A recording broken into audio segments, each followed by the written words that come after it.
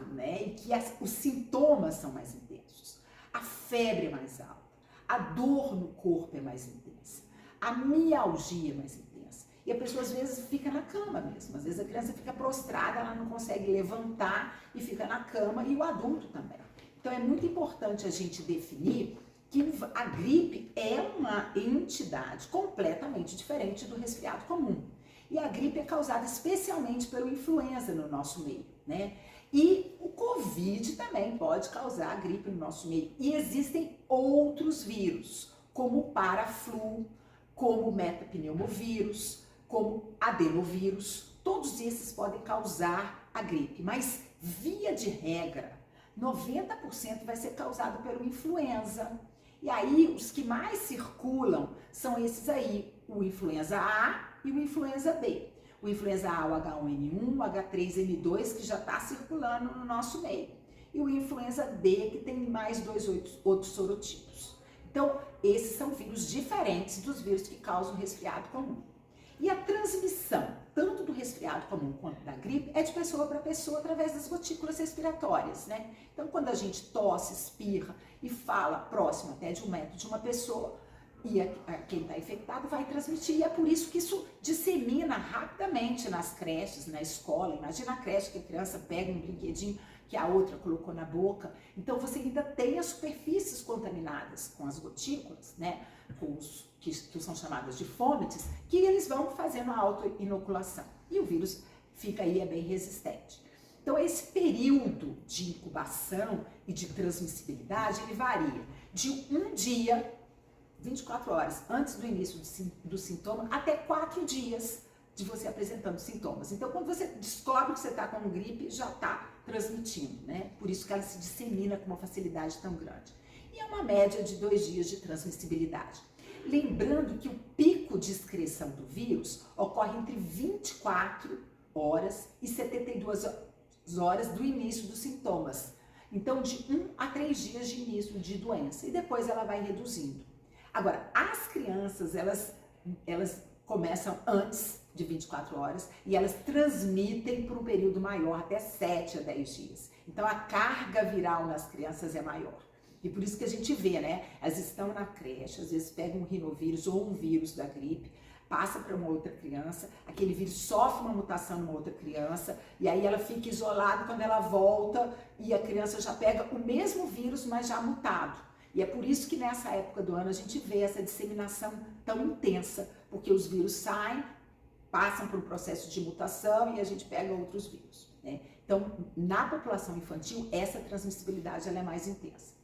E as condições e fatores de risco que podem levar a complicações, que são aquelas que a gente disse anteriormente, que a mais temida de todas é, no caso, a pneumonia, né? São as crianças abaixo de 2 anos e os idosos. E todos aqueles pacientes com doenças crônicas, né? Com asma, com doença cardiovascular, com hepatopatas e nefropatas.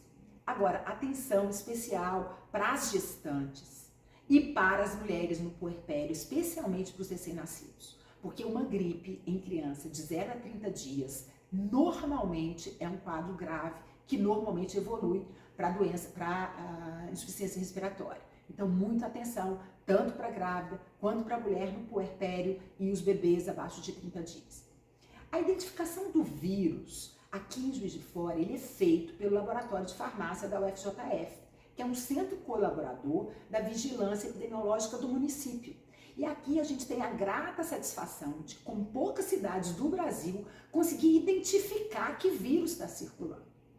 A questão que nós temos para a atenção primária é que nosso sistema de coleta ainda não está totalmente estabelecido do ponto de vista de logística. E que a gente sabe que o município está tentando mobilizar para fazer isso, mas saber qual vírus está circulando e qual vírus tem aquela pessoa, especialmente uma gestante ou um recém-nascido, tem naquele momento, né, está contaminado, faz toda a diferença. Por que que faz diferença? Porque a gente tem tratamento para o vírus da gripe.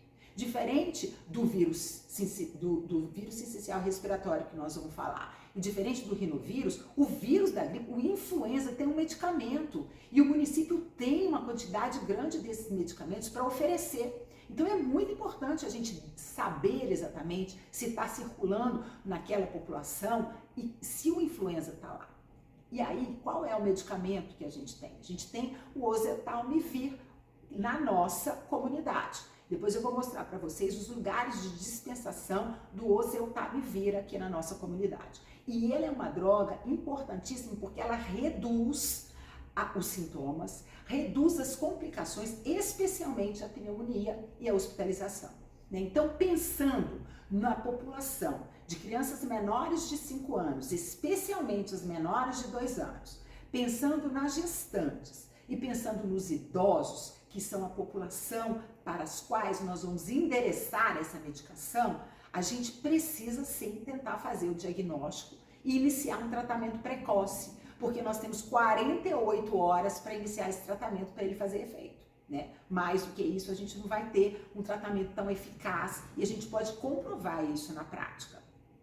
E aí nós temos aí os locais de dispensação, esse material que é o fluxo de distribuição do oseltamivir aqui no município, a gente vai encaminhar para as unidades básicas. E quais são as unidades básicas e os locais em que a gente pode dispensar essa medicação.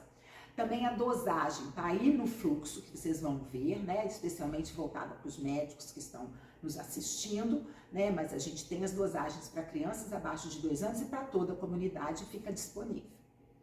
Muito bem. Então, a vigilância de influenza no Brasil, ela se dá através das campanhas e através da identificação dos vírus que estão circulando. Então, anualmente, a gente sabe quais os vírus que estão circulando através da identificação, da genotipagem, e a partir daí, a partir de outubro, é coletado esses dados também do hemisfério norte para se fazer as vacinas.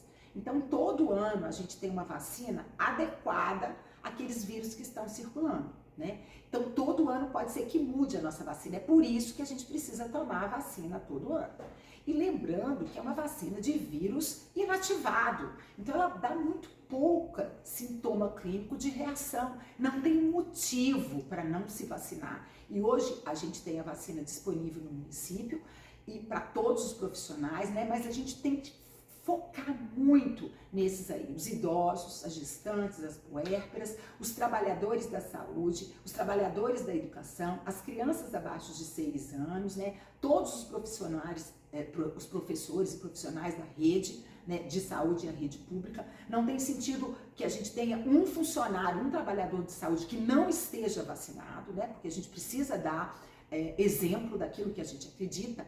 E a nossa vacina, então, ela é composta esse ano do H1N1, do H3N2 e de uma linhagem do influenza, que é a linhagem Vitória. Então, ela tem 3 sorotipos. Os principais circulantes é o H1N1 e o H3N2. Extremamente segura e a gente precisa tomar a vacina sim, mesmo que tenha tido uma gripe. Por quê? Porque se eu tive o H1N1, eu ainda posso pegar o H3N2, eu ainda posso pegar uma influenza B. Então não tem sentido que a gente não vacine, mesmo tendo sido acometido por gripe em períodos passados.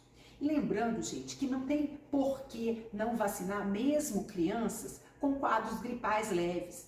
O único momento que a gente pede assim para esperar um pouquinho para vacinar são pessoas com quadros de febre muito alta, porque a gente pode trazer um desconforto maior. Mas nenhum resfriado de rinovírus impede você de vacinar. Mesmo a criança tomando antibiótico, ela pode vacinar? Ela pode vacinar. Não é o fato de tomar antibiótico que ela está impedida, ela não precisa terminar de tratar uma sinusite. Se ela já tiver melhorado, passadas as primeiras 72 horas de tratamento e melhorado os sintomas de qualquer doença bacteriana, mesmo assim ela pode receber a vacina. Então a gente não pode perder oportunidades de vacinação. Observem que em Juiz de Fora, de 0 a 6, a gente tem em torno de 42.400 crianças. E aí nós estamos com a campanha da gripe, quando a gente vai olhar, ontem eu olhei esse dado no Ministério da Saúde, a gente tem em torno de 13 a 14% das nossas crianças de 0 a 6 vacinadas.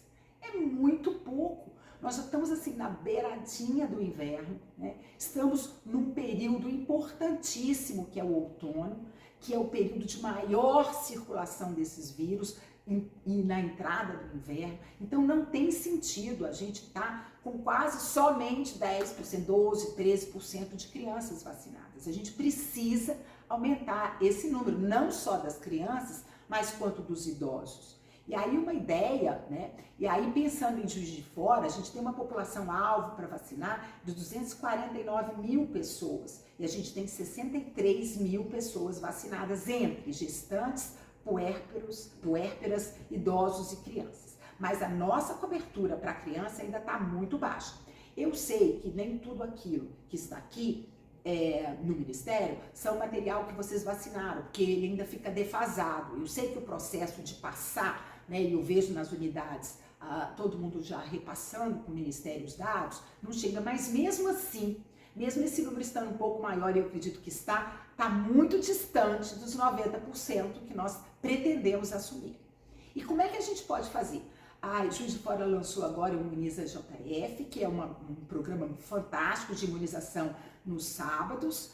A gente não pode ter salas de vacina que não funcionam nesse município em plena pandemia. Isso é quase que assim, aviltante para as nossas crianças, né? A gente precisa realizar a busca ativa, especialmente de gestantes, e para ter cuidado com as crianças. A gente só pode vacinar de crianças acima de 6 meses.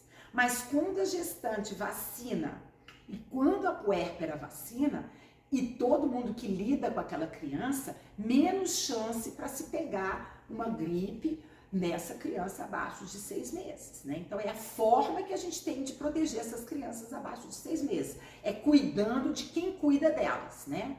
Não perder a oportunidade de vacinar na puericultura e nas consultas de rotina. Às vezes a criança vai lá para tratar um impetigo, dá uma olhada no cartão e já aproveita a vacina de uma vez.